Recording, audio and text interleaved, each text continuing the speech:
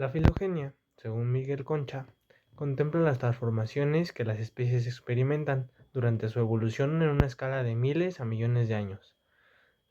Dicho esto, la podemos entender como la historia de la evolución de las especies, que estudia similitudes tanto de ADN, anatómicas, morfológicas, de conductas y otros aspectos. Gracias a esto puede elaborar genealogías, es decir, construye un árbol genealógico que divide en taxones a las especies con una hipótesis de un ancestro en común para comprender el origen y el desarrollo de las especies. Según Pérez y Silva, la línea evolutiva de los homínidos lleva consigo un progresivo cambio morfológico, que consiste en la adquisición de una postura erguida y en un considerable aumento del volumen del encéfalo. Esto a causa del cambio de vida de los primeros primates, puesto que estos adoptaron una vida arbórea y millones de años después, en consecuencia y en dirección opuesta a ello, los primeros australopitecos adoptaron una vida a la salida a la pradera. Entonces, el cambio en una postura erguida requirió de una reorganización del aparato musculoesquelético.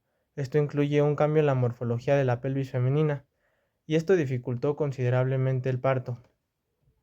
Pero según Rosenberg y Trevathan, esto pasó de ser un hecho solitario a ser un hecho social, puesto que la hembra necesitaba de ayuda de otros miembros para que la cría pudiera aumentar las posibilidades de sobrevivir, y esto a su vez empezó a reforzar los vínculos y una afectividad que asomaba por primera vez. Otro cambio anatómico fue el desplazamiento del orificio occipital hacia la parte inferior del cráneo. Esto ayudó a que el rostro se dirigiera hacia adelante, relacionando este cambio al desarrollo del lenguaje hablado, ayudando a la articulación de los fonemas. Aparte, la locomoción bípeda tuvo ventajas como dejar libre las manos para otras funciones como la recolección y el transporte de alimento, y el uso y creación de herramientas.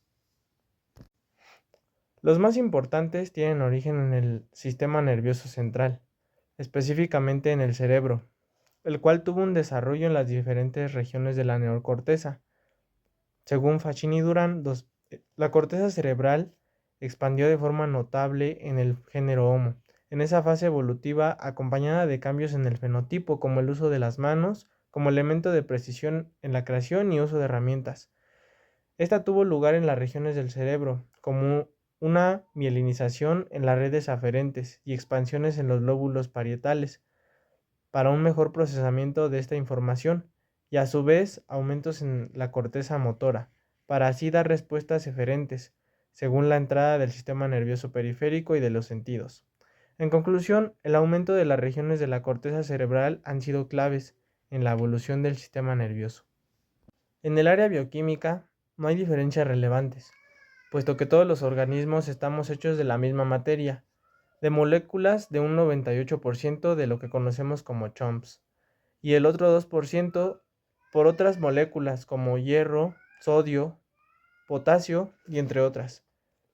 Aunque no hay relevancia en las diferencias, ya que todos nos conformamos de las mismas moléculas bioquímicas, podemos agregar que, en algunos animales, estas diferencias radican en niveles más altos de alguna de estas.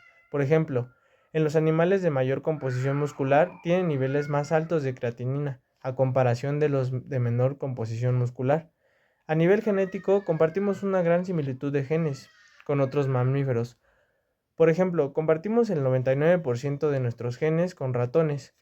Esto porque hace unos 80 millones de años compartíamos un ancestro común con ellos. Las diferencias genéticas se dan en la composición cromosómica de las especies. Por ejemplo, los humanos somos conformados por 23 pares de cromosomas, mientras que los chimpancés por 24 pares y los ratones por 20, dando una variabilidad en la información genética de las células de cada especie. Dentro de los mamíferos vertebrados podemos encontrar muchas similitudes morfológicas y anatómicas, como lo son un encéfalo dentro del cráneo, una columna vertebral, la cual recubre una médula espinal, órganos sexuales separados, órganos de los sentidos de un sistema nervioso autónomo que regula los organismos internos y de 10 a 12 terminales nerviosas. Algunas diferencias son el bipedismo, dando una diferente organización en el aparato musculoesquelético de las extremidades inferiores de la cadera y de la columna vertebral, dirigida a una posición erguida.